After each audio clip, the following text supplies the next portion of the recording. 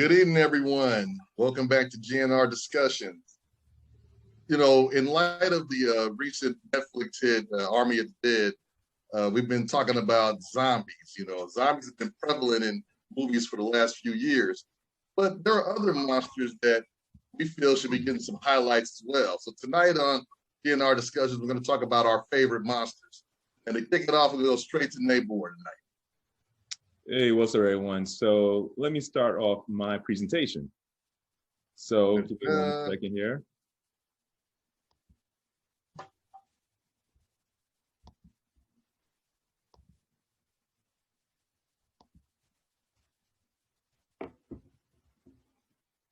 Okay. So my favorite cinematic monster is the werewolf. As a kid, I was mesmerized by this monster's ability to hide among people and transform into a predator. This ability throughout pop culture has been called a gift and a curse. For instance, the first time this monster appeared on the silver screen was in 1913 in a movie called The Werewolf, which is pictured.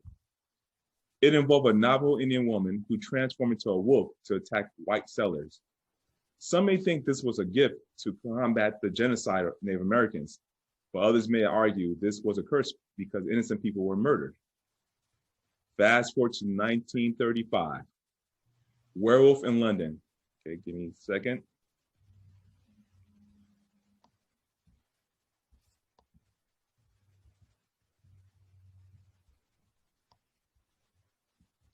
Werewolf in London has been cited as a movie that set the rules about monster regarding transformation, was a full moon, and defeating it with a silver bullet. But in 1941, the Wolfman movie by Universal Studios is a classic in the monster sci-fi genre and was a catalyst to making the werewolf one of the most famous monsters. According to Wikipedia, there have been over 50 plus werewolf movies made or starring the monster. In the modern era, the three most highly heralded werewolf movies are An American Werewolf in London, The Howling, and Underworld. But my favorite werewolf movie is Silver Bullet.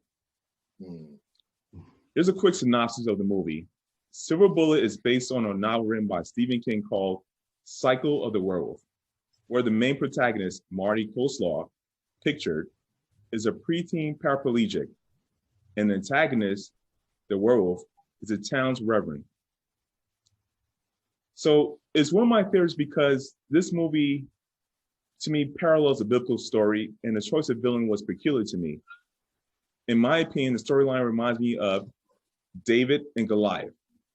Marty being David, the underdog, and having a physical disability, goes against Goliath, the werewolf who has superhuman strength. But despite Marty's disability,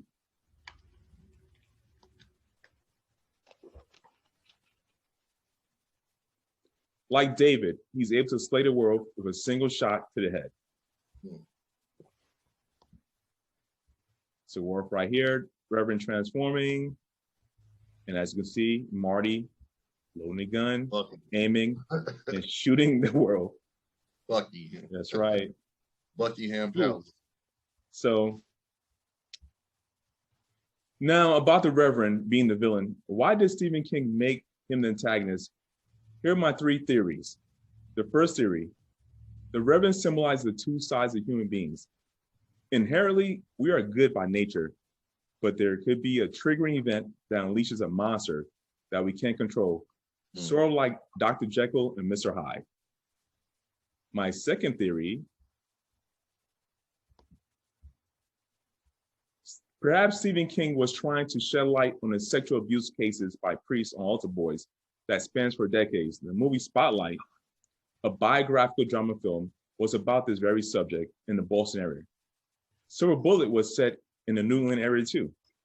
And my third theory,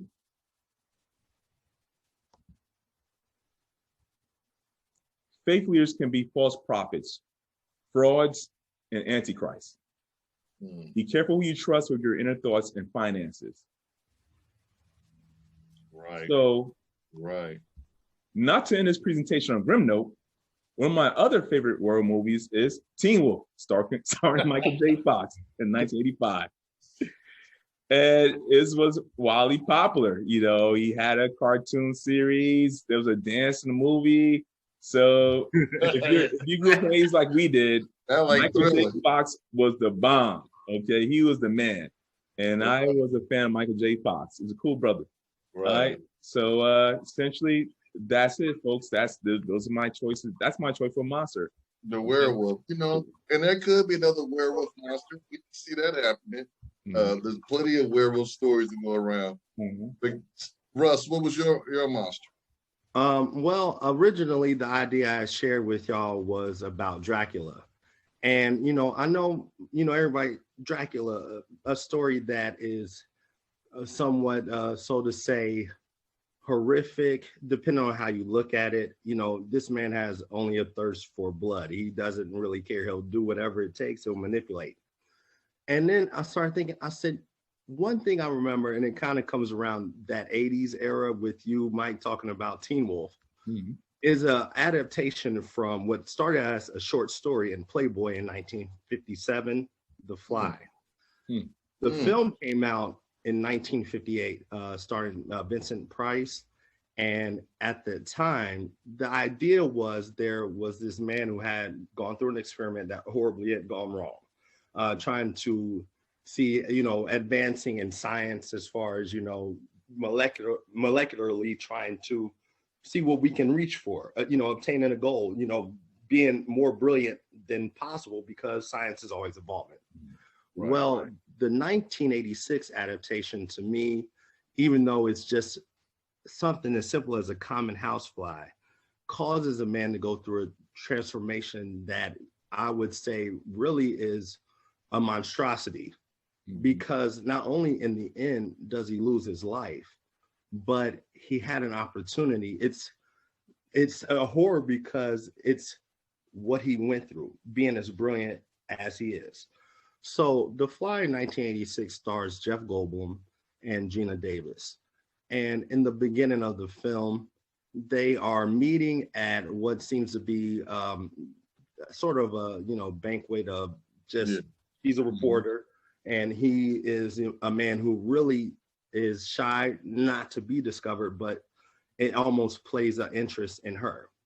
So he takes her to his apartment to show her what he's working on. And he has these telepods that he's hoping that can deconstruct and reconstruct a man. And, you know, maybe one day, again, the advancement of possibly curing diseases. Incurable. So he ends up going through this in a process. It starts with he has tried, you know, and failed attempts because everything that he's sent through, he can only deal with inanimate objects. When it comes to, you know, living things, it's been a problem. And they give an example of that. I'm not going to get into it, but he discovers that the machine hasn't, or the computer hasn't been taught what it needs to know about reconstructing something that is of flesh and bone. So she is there to document the things as they go on because she's a reporter.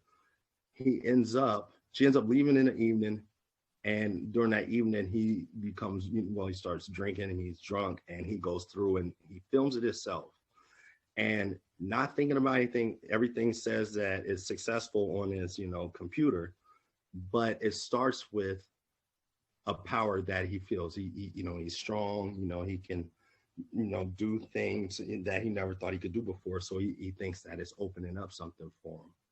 But what he doesn't realize, and tragically until the end, is that it has made him strong, but it ends up deteriorating his mental health. And looking at that, I'm just thinking anybody would like to, you know, be something, because he said that who wouldn't like to change or become something different? And, you know, thinking that he's helping, but in the end, he ends up destroying his brilliance, trying to achieve something that, you know, never would come. Yeah, the Fly is an interesting monster. You know, that's an interesting monster, and that it kind of leads me to my monster, because, you know, I looked up monster. What's the definition of a monster? And it's, you know, an imaginary frightening creature.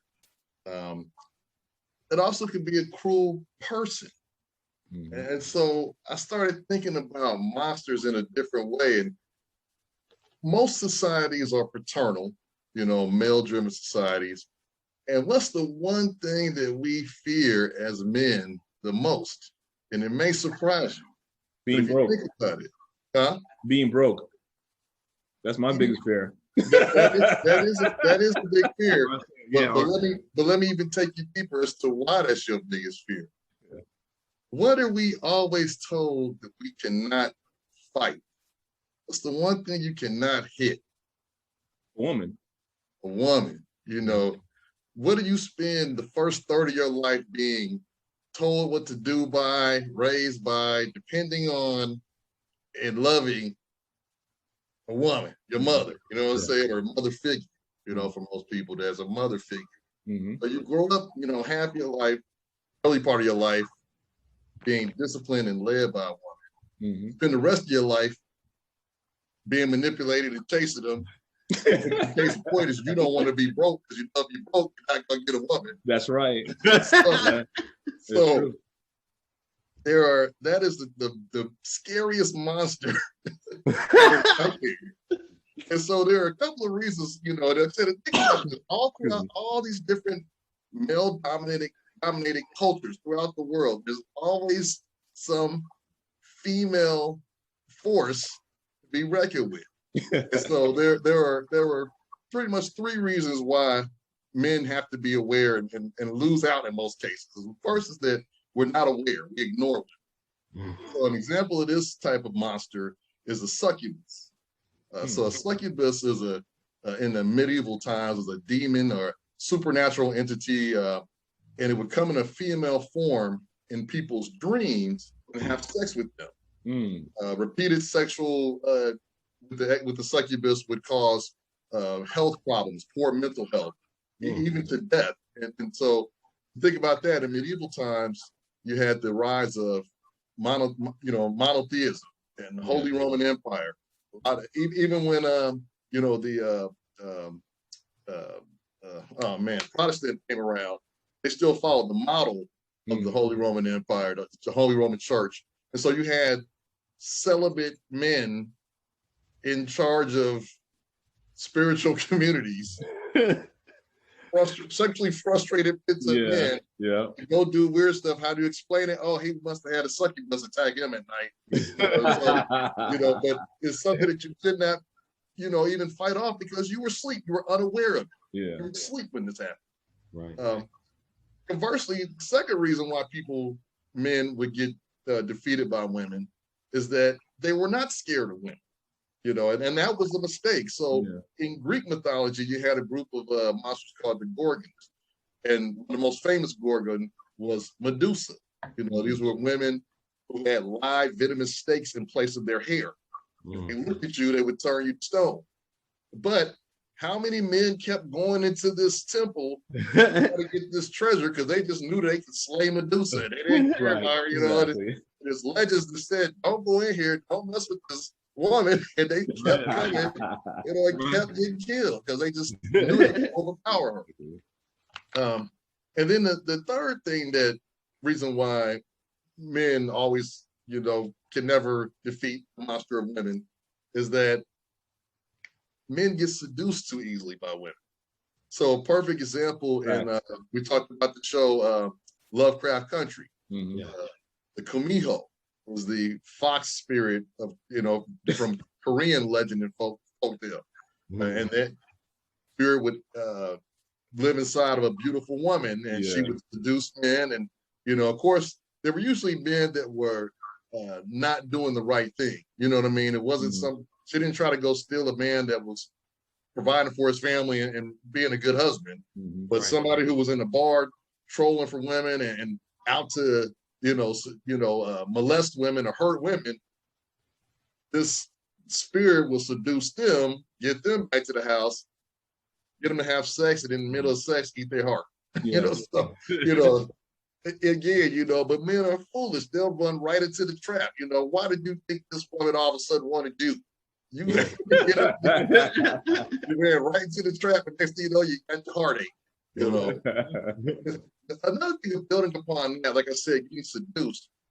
Probably the scariest women would be the sirens in ancient Greece. You know, Homer wrote the Odyssey and had the sirens in it. And what they would do, not that they were beautiful to look at, they were, you know, women, half bird. You know what I mean? So they had claws. Not that they were particularly beautiful, but their voices were beautiful enough to draw sailors to try to search for this voice in the fog, and they crashed their ships into the rock, you know. So just the voice of a woman can bring a man down, you know, if he doesn't take care and fight off these monsters, you know, and so forth and so on. And so I thought, why did women become the monsters of these cultures? And it's because men know that women can control men. Yeah. You know what I'm saying? And think about, like I said, you spend the first part of your life being raised by a woman. You spend the rest of your life, you know, but not chasing, you know, in a negative sense, but basically chasing women, trying to please women, your wife, your daughters, your mother, you know, female employees. You don't hurt anybody, don't hurt women, you don't hit them, you try to protect them. If, you know, years ago, women could have really been running things had these men not come up with these silly legends to scare men against trusting women. You know what I mean? So this is really the monster that can really be brought to light and show how things could have really been different in the society that we live in. But so that was a crazy one, I know, right there. It's a good one. No, I think it's a good one because nice curve for real. It's a good curve. That one was kind of out there. I thought about that when I said I'm gonna with this. I'm gonna be like, what? No, hey, it's perfect because it's true. We do I stopped collecting comic books and playing with toys because I started liking girls, and I wanted to get a job because I wanted to take a girl out.